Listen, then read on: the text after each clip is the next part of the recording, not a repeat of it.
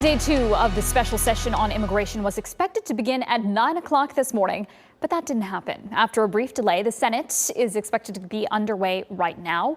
WESH 2's Nancy Alvarez is joining us live from the state capitol in Tallahassee.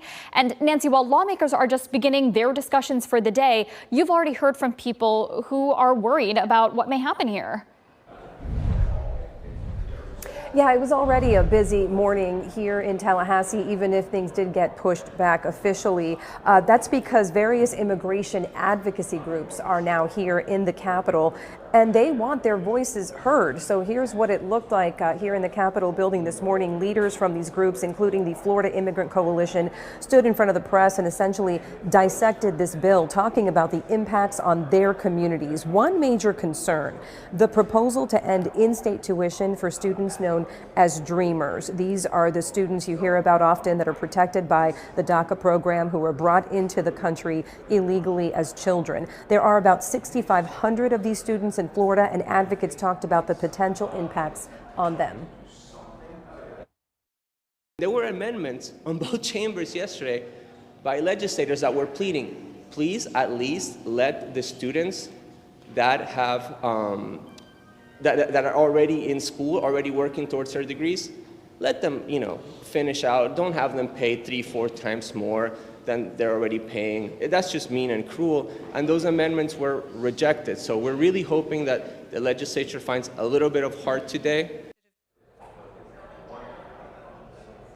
So we are hearing this morning there could be a compromise on this, and while in-state tuition for undocumented students could end, the change will not apply to students that are already enrolled in schools right now. Again, that is not set in stone, but it is expected to be a major point of discussion this afternoon. Another one, the role of state and local law enforcement in all of this. Governor DeSantis proposed penalties, including suspension for officers or agencies that don't comply with new policies. This new bill removes those penalties. It's one of the reasons the governor called this new version of the bill weak.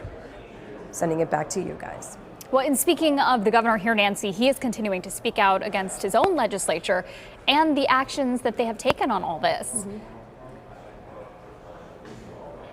Yeah, he is just not holding back. He was on national television last night, on social media this morning, and actually there was just an exchange in the last hour or so between him and Wilton Simpson, who is the head of the Department of Agriculture and would become sort of the immigration czar in Florida if this pushes through.